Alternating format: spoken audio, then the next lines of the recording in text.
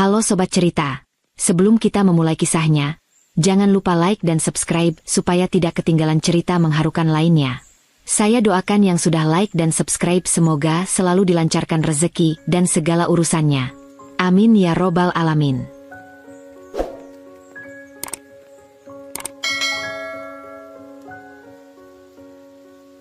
Pagi itu, aku terbangun dengan rasa sakit di seluruh tubuhku. Dingin lantai semen di kamar kecil ini merayap hingga ke tulangku.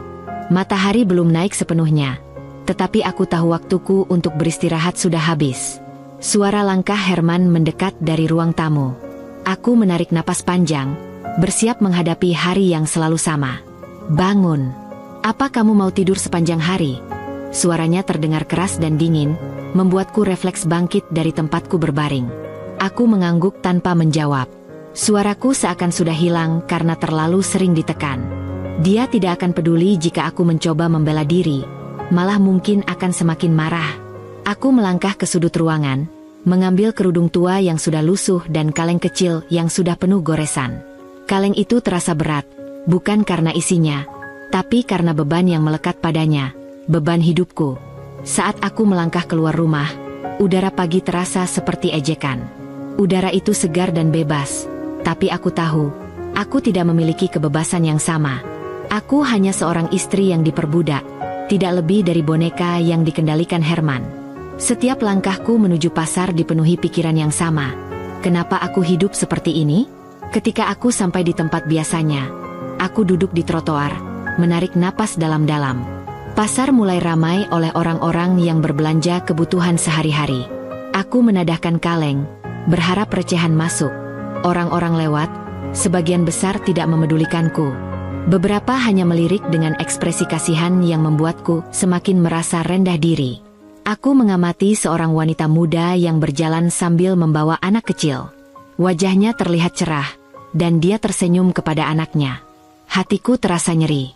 Aku dulu bermimpi memiliki hidup seperti itu, keluarga kecil yang bahagia. Tapi mimpiku kini terasa seperti lelucon. Saat siang hari tiba, panas matahari semakin menyiksa. Tubuhku yang lemah gemetar. Tapi aku tidak berani berdiri atau meninggalkan tempatku. Herman selalu punya cara untuk memastikan aku tetap bekerja. Dia memiliki teman-temannya yang menjadi mata-matanya. Aku tahu, kalau aku mencoba beristirahat terlalu lama, Herman akan mengetahuinya. Aku bahkan pernah melihat salah satu temannya berdiri di sudut jalan, pura-pura tidak peduli, tapi aku tahu dia mengawasiku. Aku mencoba mengingat kapan terakhir kali aku merasa bahagia. Mungkin saat aku pertama kali bertemu Herman. Dia datang ke hidupku ketika aku sedang dalam masa terburuk. Orang tuaku baru saja meninggal, dan aku merasa sendirian di dunia ini. Herman terlihat seperti penyelamat, menawarkan cinta dan perhatian yang kurindukan. Tapi semua itu ternyata hanya topeng. Setelah menikah, dia perlahan menunjukkan wajah aslinya. Dia memaksaku melakukan pekerjaan ini, mengemis di jalanan. Ketika aku pertama kali menolak, dia tidak segan-segan memukulku. Aku ingat tamparannya yang pertama.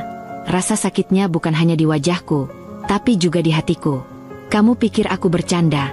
katanya waktu itu, matanya menyala dengan amarah. "Kalau kamu tidak mau melakukan apa yang kukatakan, kamu tidak akan makan. Pilih, patuhi aku atau mati kelaparan." Aku tidak punya pilihan. Aku tidak punya siapa-siapa. Ketika malam tiba, aku pulang dengan tubuh yang hampir roboh. Kaleng di tanganku cukup berat, tapi aku tahu itu belum tentu cukup untuk membuat Herman puas. Ketika aku membuka pintu, dia sudah duduk di kursi kayu tua, menungguku. "Mana uangnya?" tanyanya singkat. Aku menyerahkan kaleng itu tanpa berkata apa-apa. Dia menuangkan isinya ke lantai. Recehan itu berbunyi berdenting saat berserakan. Dia menghitung dengan cepat, lalu menatapku dengan tatapan tajam yang membuatku merasa seperti anak kecil yang baru saja melakukan kesalahan besar. "Hanya segini? Kamu ngapain seharian? Duduk-duduk saja," katanya sambil mendekat. Aku mencoba berbicara, tetapi suaraku tersangkut di tenggorokan. Akhirnya aku hanya berbisik, "Aku sudah mencoba, sungguh." Dia mendengus, mengangkat tangannya. Aku refleks mundur, bersiap menerima pukulan, tapi kali ini dia tidak memukulku. Dia hanya tertawa kecil, Suara yang penuh ejekan. "Besok harus lebih banyak lagi. Jangan malas. Kalau kamu mau makan, kamu tahu apa yang harus kamu lakukan." Dia meninggalkanku dan masuk ke kamarnya. Aku tetap duduk di sudut ruangan kecil itu, memeluk lututku.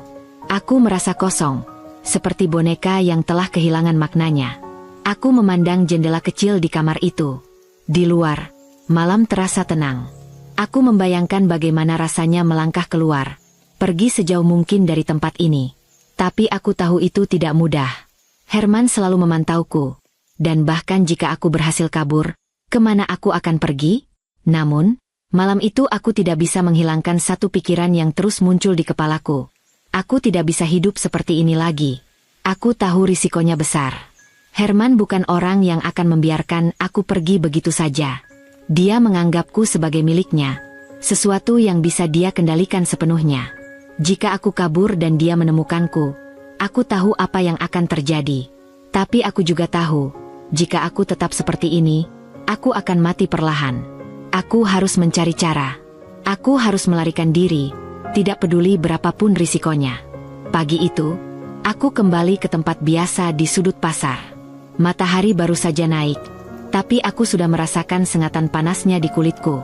Aku menarik napas dalam-dalam, berharap hari ini akan berjalan lancar. Tapi harapan itu tidak pernah benar-benar ada. Aku tahu ini hanya bagian dari rutinitas menyakitkan yang harus kulalui. Aku menadahkan kaleng kecilku seperti biasa, memandang orang-orang yang berlalu lalang. Mereka sibuk dengan urusan mereka, membawa belanjaan, berbicara dengan teman atau keluarga. Sesekali, seseorang melemparkan receh ke dalam kalengku. Suara dentingnya seharusnya membuatku lega, tapi aku tahu itu belum cukup. Herman tidak pernah puas dengan hasil yang sedikit.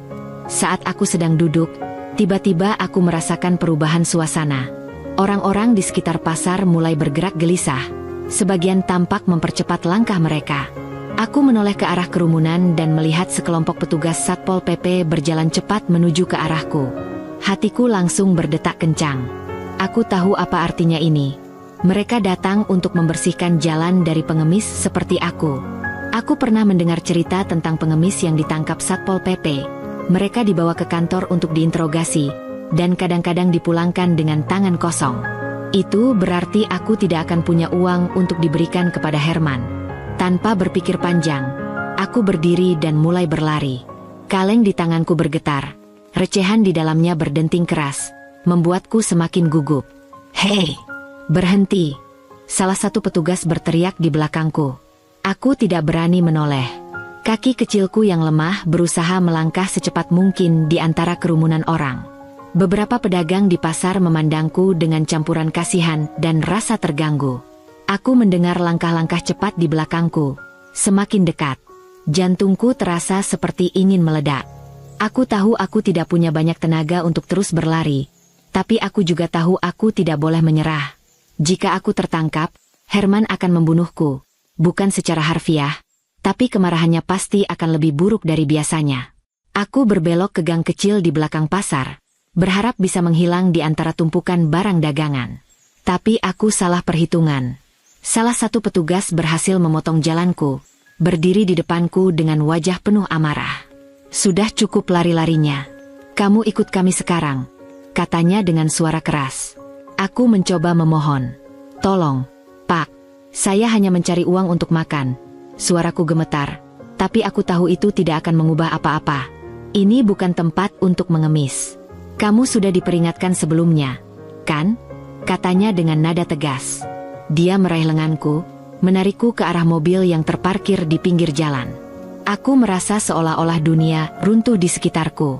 Di dalam mobil, aku duduk diam, memeluk kaleng kecilku yang sekarang kosong. Mereka telah mengambil recehan yang kukumpulkan hari itu. Aku tidak tahu apa yang akan kukatakan kepada Herman. Satu hal yang pasti, aku tidak punya apa-apa untuk diberikan kepadanya malam ini.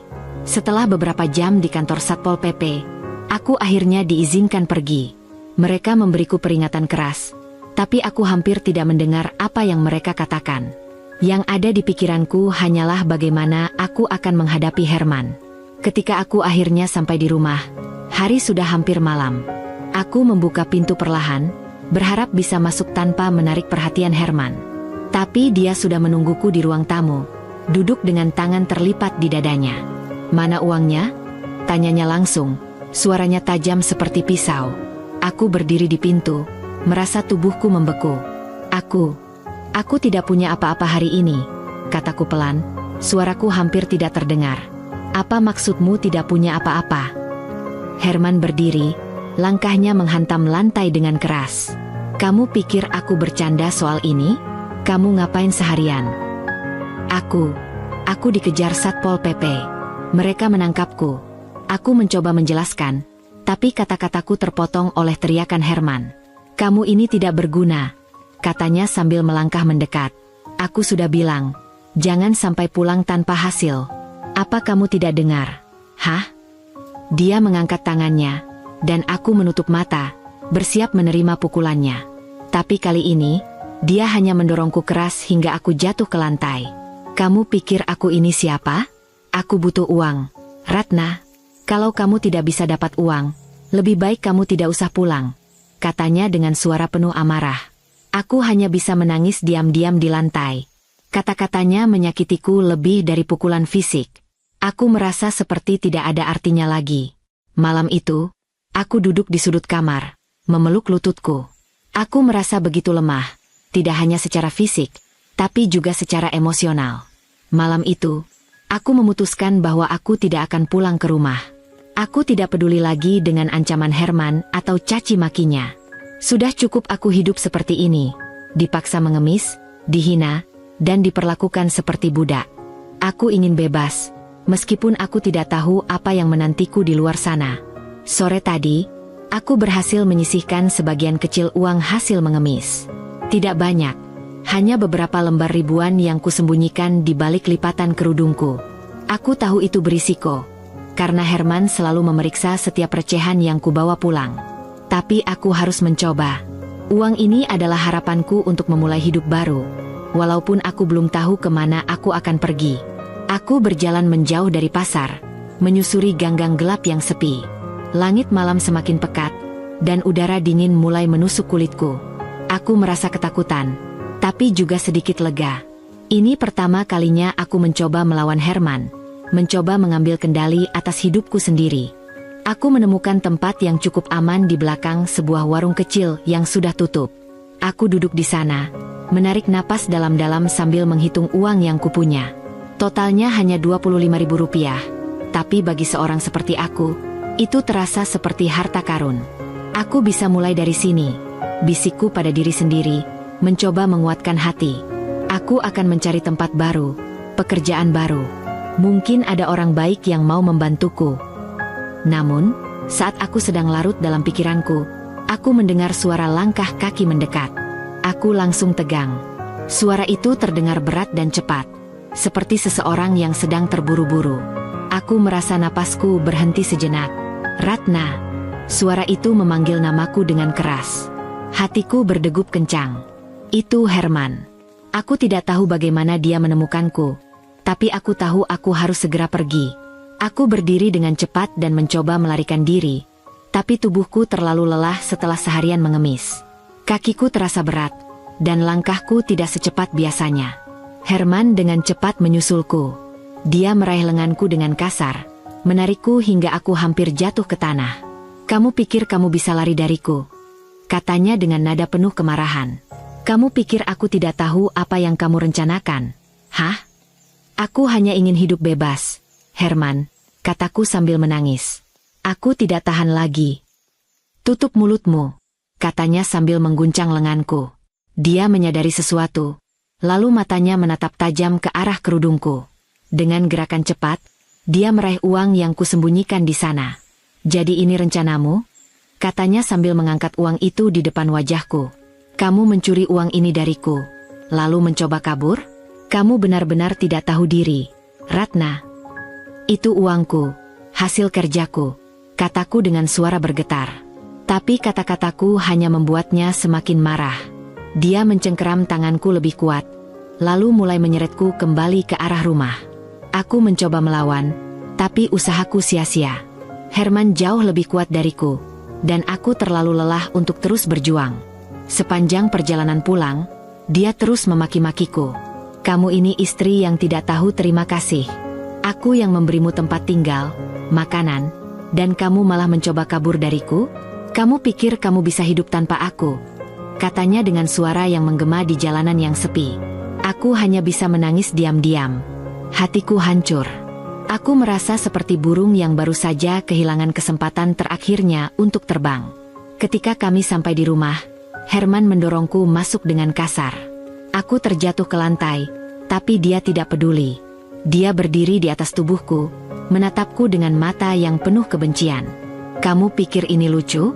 Kamu pikir kamu bisa kabur dariku dan memulai hidup baru? Tidak ada yang akan menerimamu. Ratna, kamu hanya milikku. Aku yang mengatur hidupmu, dan kamu tidak punya hak untuk melawan, katanya dengan nada penuh ancaman. Aku tidak menjawab. Aku hanya meringkuk di lantai, menahan rasa sakit di tubuhku dan luka di hatiku. Mulai sekarang, kamu tidak akan pergi kemana-mana tanpa izinku. Dan jangan pernah coba-coba kabur lagi, karena aku akan selalu menemukanku, katanya sebelum masuk ke kamar, meninggalkanku sendirian di ruangan itu. Hari-hari berlalu dengan alur yang sama. Tubuh dan hatiku semakin remuk tak beraturan. Sampai suatu ketika aku bertekad untuk mencoba kabur sekali lagi. Kali ini rencanaku harus berhasil. Aku ingin selamanya lepas dari belenggu Herman. Aku menatap ke dapur, melihat panci yang biasa kugunakan untuk memasak. Aku tahu bahwa Herman akan meminta makan malam, seperti biasa, jadi aku memutuskan untuk memanfaatkan kesempatan itu. Dengan tangan gemetar, aku mengambil sebuah botol kecil berisi pil tidur yang kudapatkan dari seorang pedagang di pasar beberapa hari lalu. Aku telah menyimpannya dengan hati-hati, menunggu waktu yang tepat. Saat memasak, aku menghancurkan beberapa pil itu dan mencampurnya ke dalam makanannya. Aku memastikan semua terlihat normal agar Herman tidak curiga. Cepat sajikan makanannya. Aku lapar. Teriaknya dari ruang tamu, membuatku tersentak. Sebentar lagi, Mas, jawabku dengan nada setenang mungkin. Setelah makanannya siap, aku membawanya ke meja di ruang tamu. Herman duduk di sofa, matanya terpaku pada layar TV. Dia mulai makan tanpa memperhatikan aku sama sekali, dan aku hanya bisa berdiri di sudut, menunggu dengan jantung berdegup kencang. Tak lama setelah dia selesai makan, aku memperhatikan tubuhnya mulai lunglai. Kepalanya perlahan-lahan terkulai ke belakang, dan akhirnya dia tertidur lelap di sofa. Aku mendekat dengan hati-hati, menyorong tubuhnya sedikit untuk memastikan. Dia tidak bergerak sama sekali. Aku merasa lega, obat tidur itu berhasil. Tanpa berpikir panjang, aku langsung mengambil tas kecil yang sudah kusiapkan sebelumnya. Di dalamnya hanya ada pakaian secukupnya dan uang hasil mengemis yang kusembunyikan. Aku melangkah keluar rumah dengan hati-hati, memastikan tidak ada suara yang membangunkan Herman. Udara malam begitu dingin, tapi aku tidak peduli. Aku hanya tahu satu hal, aku harus pergi jauh dari tempat ini. Kali ini, aku tidak boleh gagal. Aku terus berjalan, meninggalkan rumah yang selama ini menjadi nerakaku. Jalanan sepi, hanya diterangi oleh lampu jalan yang temaram. Hatiku campur aduk antara takut dan lega, tapi aku tidak berani berhenti. Aku harus terus berjalan. Langit sudah benar-benar gelap ketika aku tiba di sebuah pom bensin kecil di pinggir jalan. Aku berhenti di sana untuk beristirahat sejenak. Kaki-kakiku terasa lelah, dan aku tidak tahu kemana harus pergi selanjutnya. Saat aku duduk di bangku dekat pom bensin, tiba-tiba aku mendengar suara seseorang terjatuh. Aku menoleh dan melihat seorang ibu parubaya tergeletak di tanah. Kakinya berdarah, sepertinya karena luka yang cukup dalam. Tanpa pikir panjang, aku langsung berlari ke arahnya. "Bu, ibu tidak apa-apa?" tanyaku sambil membantunya bangun. Wajahnya terlihat kesakitan, tapi dia mengangguk pelan. "Aku terpeleset, kakiku terluka," katanya dengan suara lemah. Aku memapahnya ke bangku, lalu segera memeriksa lukanya. Darah terus mengalir, dan aku tahu aku harus melakukan sesuatu. Dengan uang yang tersisa di tasku, aku berlari ke apotek kecil di dekat situ dan membeli obat luka. Setelah kembali, aku membersihkan dan membalut luka ibu itu semampuku. Dia tersenyum lemah padaku. "Terima kasih, Nak, kamu sangat baik," katanya. Aku hanya mengangguk. Aku tidak tahu harus berkata apa. Setelah lukanya selesai dirawat, dia mulai bertanya, "Kamu dari mana, Nak? Tinggal di mana?" Aku terdiam sejenak. Lalu, entah mengapa, aku merasa aku bisa mempercayainya. Jadi, aku mulai menceritakan semuanya. Tentang hidupku yang dipaksa mengemis, tentang Herman yang selalu memperlakukanku dengan buruk, dan tentang bagaimana aku melarikan diri malam ini. Wajah ibu itu berubah menjadi penuh belas kasih. "Astaga, bagaimana kamu bisa bertahan selama ini? Kamu perempuan yang sangat kuat," katanya. Aku hanya tersenyum pahit. "Saya tidak tahu apakah saya kuat, Bu. Saya hanya ingin hidup bebas." Setelah mendengarkan ceritaku, ibu itu menatapku dengan serius. "Kalau begitu, ikutlah denganku. Kamu tidak bisa terus seperti ini. Kamu butuh tempat yang aman." Aku terkejut mendengar tawarannya. "Apa maksud ibu?" tanyaku ragu. "Ikutlah denganku. Di rumahku, ada tempat untukmu. Aku sedang mencari seseorang untuk membantu pekerjaan rumah. Kalau kamu mau, kamu bisa bekerja di tempatku," katanya. Air mataku hampir jatuh mendengar kata-katanya. Setelah bertahun-tahun hidup dalam penderitaan, ini adalah pertama kalinya seseorang menawarkan bantuan tanpa pamrih. "Terima kasih, Bu. Saya tidak tahu bagaimana harus membalas kebaikan ibu," kataku dengan suara bergetar. Tak lama kemudian, sebuah mobil berhenti di depan kami. Seorang pria turun dari mobil itu. Ternyata dia adalah sopir ibu itu. "Bu, ayo kita pulang," katanya. Ibu itu menatapku. "Ayo, Nak, ikut dengan kami." Aku ragu sejenak, tapi akhirnya aku mengangguk. Dengan langkah pelan, aku mengikuti mereka masuk ke dalam mobil. Minggu-minggu berlalu dengan cepat di rumah Bu Ayu. Kehidupan baruku di sini terasa seperti anugerah yang tak pernah kuduga akan kualami. Setelah bertahun-tahun hidup dalam penderitaan di bawah kekuasaan Herman, kini aku bisa merasakan damai yang selama ini hanya bisa kucita-citakan. Setiap pagi, aku bangun dengan perasaan lega. Tidak ada suara teriakan yang membangunkan. Tidak ada rasa takut menghadapi hari yang penuh tekanan. Pekerjaanku di rumah Bu Ayu sederhana, tapi membuatku merasa berarti. Aku membantu membersihkan rumah, menata taman kecil di halaman belakang, dan kadang-kadang memasak untuk keluarga ini. Bu Ayu selalu memuji hasil kerjaku. "Ratna, tanganmu ini benar-benar ahli. Masakanmu selalu enak," katanya suatu hari saat mencicipi sup ayam buatanku. Aku hanya tersenyum sambil mengangguk. Pujian seperti itu adalah hal yang langka dalam hidupku sebelumnya. Anak-anak Bu Ayu, Rian dan Sarah, juga sangat baik. Meskipun mereka sudah dewasa dan sibuk dengan pekerjaan masing-masing, mereka selalu meluangkan waktu untuk berbicara denganku. Kadang-kadang, Rian membantuku mengangkat barang-barang berat, sementara Sarah sering berbagi cerita lucu tentang kantornya. Malam-malam yang kulewati di sini pun tenang. Aku bisa tidur nyenyak tanpa rasa takut atau cemas. Ketenangan ini membuatku mulai berani bermimpi. Aku berpikir untuk menabung sedikit demi sedikit dari upah yang diberikan Bu Ayu. Mungkin suatu hari aku bisa mengikuti kursus menjahit atau memasak lebih profesional. Siapa tahu aku bisa membuka usaha kecil. Namun, seperti mimpi indah yang tiba-tiba dirusak oleh kenyataan pahit, ketenangan ini tidak berlangsung lama. Siang itu, aku sedang menyapu ruang tamu. Angin sepau-sepau dari jendela membawa aroma bunga melati yang tumbuh di taman. Aku merasa damai, tetapi suara gaduh tiba-tiba mengusik ketenangan itu. Aku mendengar suara ribut dari luar. Awalnya hanya terdengar samar, tapi semakin lama semakin jelas. Ada suara teriakan, dan suara itu sangat familiar. Aku menghentikan sapu di tanganku, jantungku langsung berdetak kencang. "Ratna, keluar kamu. Aku tahu kamu ada di sini." Aku membeku. Itu Herman. Tanpa sadar, sapu di tanganku terjatuh ke lantai. Aku merasa seperti disambar petir.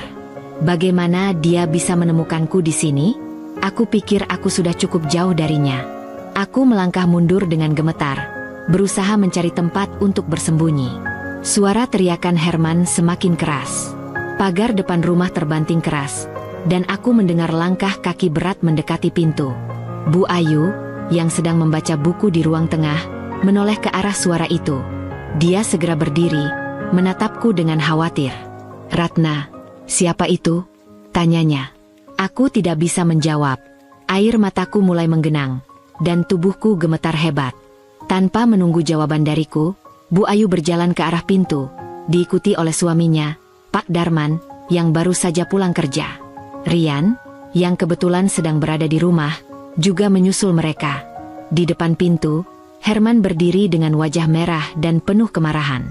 Pakaiannya kusut dan lusuh, rambutnya berantakan, dan matanya tampak liar. "Siapa Anda, dan apa yang Anda cari di sini?" tanya Pak Darman dengan nada tenang tapi penuh wibawa. "Dia istri saya," teriak Herman sambil menunjuk ke dalam rumah. "Ratna ada di sini, kan? Aku datang untuk membawanya pulang." Bu Ayu melirikku yang masih berdiri gemetar di ruang tamu. Dia mendekatiku dan memegang tanganku dengan lembut. "Ratna, apa benar dia suamimu?" tanyanya. Aku mengangguk pelan, air mataku mulai mengalir. "Iya, Bu, tapi saya tidak mau kembali padanya. Dia selalu memaksa saya mengemis dan memperlakukan saya dengan kasar," jawabku dengan suara bergetar. Wajah Bu Ayu berubah. Sorot matanya yang lembut kini dipenuhi kemarahan. Dia menoleh kembali ke Herman. "Jadi, Anda yang selama ini menyiksa Ratna? Anda tidak punya hak untuk datang ke sini dan memaksanya kembali. Ratna sekarang ada di bawah perlindungan keluarga kami," katanya dengan tegas. Herman melangkah maju, mencoba menerobos masuk, tapi Rian segera berdiri di depannya, menghadangnya seperti tembok kokoh. "Dengar, Pak," kata Rian dengan nada dingin. "Kalau Anda bikin keributan di sini, saya tidak akan segan-segan memanggil polisi. Anda tahu, mengancam dan menyiksa orang itu adalah tindakan kriminal." Herman tampak terkejut mendengar ancaman itu, tapi dia tetap mencoba bersikap keras. "Polisi? Saya ini suaminya. Saya punya hak membawa dia pulang. Dia itu milik saya," teriaknya. "Milik Anda?" ulang Pak Darman dengan nada rendah tapi tajam. "Ratna adalah manusia, bukan barang. Dan kalau Anda berpikir bahwa Anda bisa terus memperlakukannya seperti itu, Anda salah besar. Kami di sini tidak akan membiarkan Anda menyentuhnya lagi." Herman terlihat ragu. Matanya melirik ke arahku, lalu kembali ke Pak Darman dan Rian yang berdiri kokoh di depannya. Dia tampak kehilangan keberaniannya. "Awas kalian, ini belum selesai," katanya akhirnya, sebelum berbalik dan pergi dengan langkah berat. Setelah Herman pergi, aku langsung jatuh terduduk di lantai. Air mataku mengalir tanpa henti. Tapi kali ini bukan hanya karena takut. Ada rasa lega yang tak bisa kuungkapkan dengan kata-kata. Bu Ayu duduk di sampingku, merangkulku dengan penuh kasih. "Ratna, kamu tidak perlu takut. Mulai sekarang, kami ada di sini untuk melindungimu," katanya lembut. Pak Darman mengangguk. "Kalau dia berani datang lagi, kami akan melaporkannya. Kamu tidak perlu menghadapi ini sendirian." Rian, yang berdiri di dekat pintu, menambahkan, "Kalau perlu, kami bisa urus surat perlindungan hukum untukmu.